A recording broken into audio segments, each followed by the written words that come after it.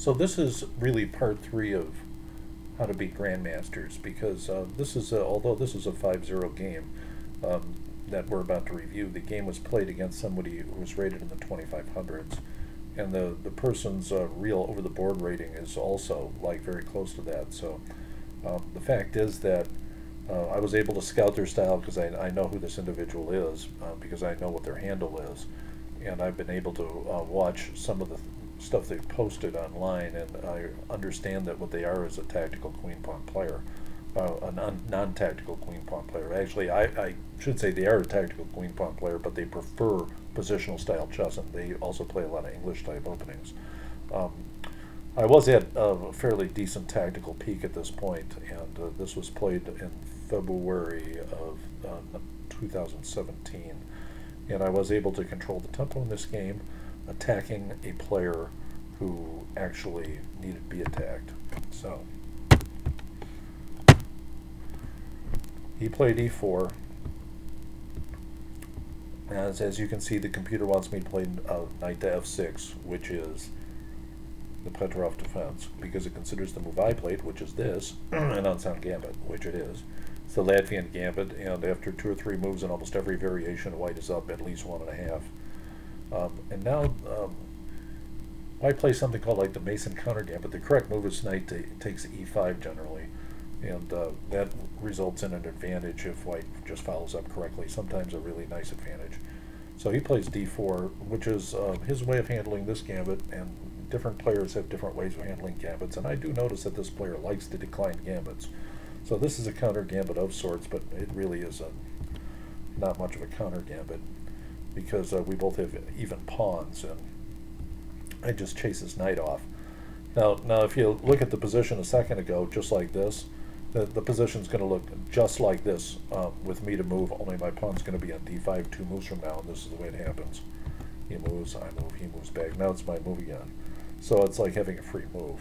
And in fact, it gives me the opportunity for a great pawn chain, and black is going to achieve not only easy equality, but probably a small advantage.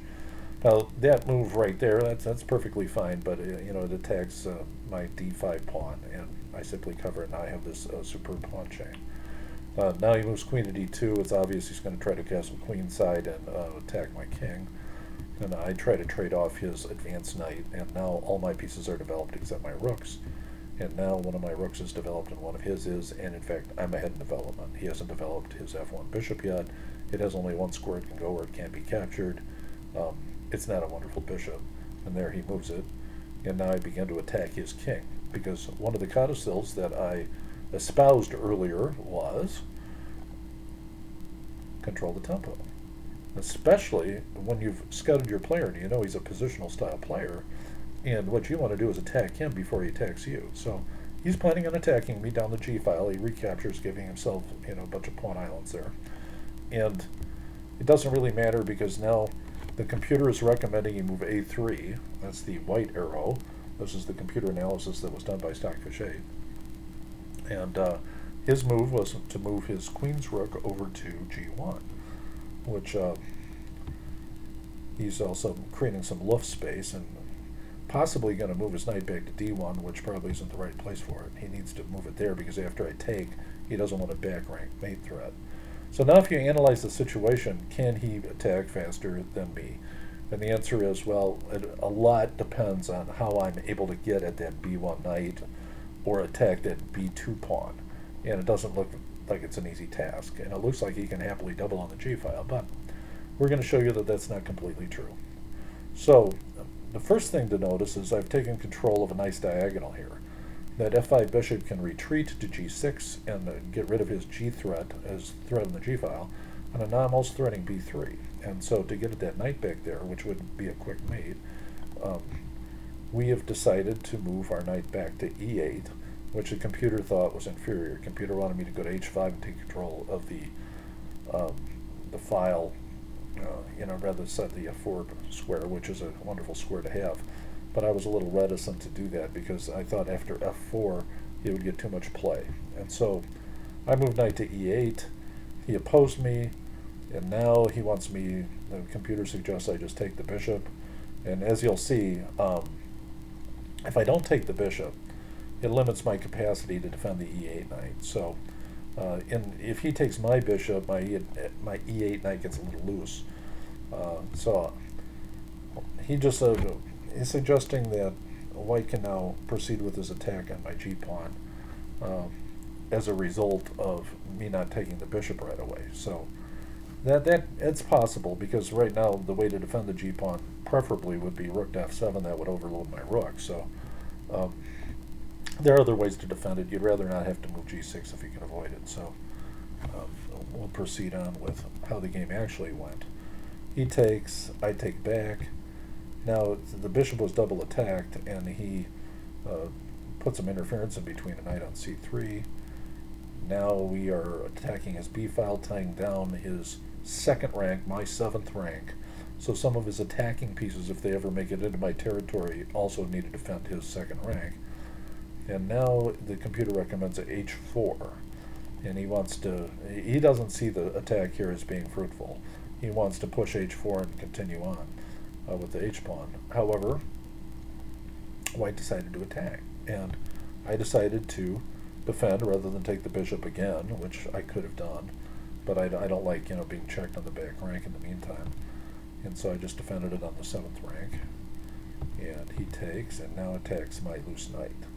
Now it becomes a matter of what do I do with that knight, because the knight is essential to defending the g7 pawn. And the computer says move back to f8. Thus, the computer has decided that I should have taken the bishop instead of the white bishop being allowed to take my rook, because then I wouldn't have had to move at this point. But rook to e7 does just as good a job. Now he's got some x-rays going on the e file. However, I can defend this. And now we're seeing that I can defend from behind. Computers love defending from behind. I see eventually I will be able to defend from behind by moving queen to b4, and that will become necessary. However, I moved king to f8, and the reason why I moved that first is because it also gets me out of a pin. So now we're defended. Okay, and when you analyze the position, we're all tied up and defended. And I'd like to kick h6 if I possibly can. I'm a little leery about it because he might just be able to take it and checkmate me in short order. But the fact is that I have superior pawn structure. I've got a couple connected pass pawns. Well, they're not pass pawns, but I've got a couple connected nice duos. And he's got 4 pawn islands all isolated. So if I can get to an ending, I'll be in good shape. So now he's going to try to shove a pawn to h6. And in the meantime, cover his bishop. And I'm going to take control of the process by retreating. And as you can see, he has decided that f4 is the way to go in trapping his own bishop and cutting off his ability to sack on h6. And I force the exchange, and that's fine with me. And now it's suggesting f5, a trade of queens, which is an interesting idea. The computer says the player moved, the 2500 plus player moved his queen. And now I take control of the e-file. And now I take further control of the e-file. And now what I'm trying to do desperately is get in knight to e4. If I can get in knight to e4 without a perpetual check and without losing a whole lot of pawns, I can win this game.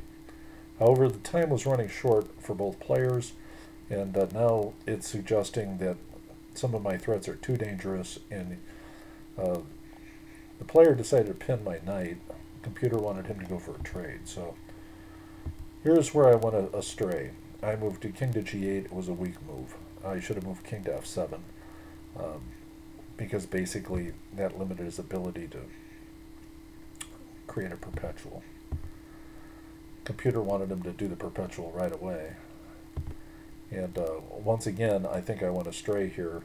It says I should just go for the exchange. I should just go queen to e4, recapture with the knight, and, actually, it looks like I can recapture with the pawn as well. Just push pawn and then pick up a couple more pawns, play knight takes h5.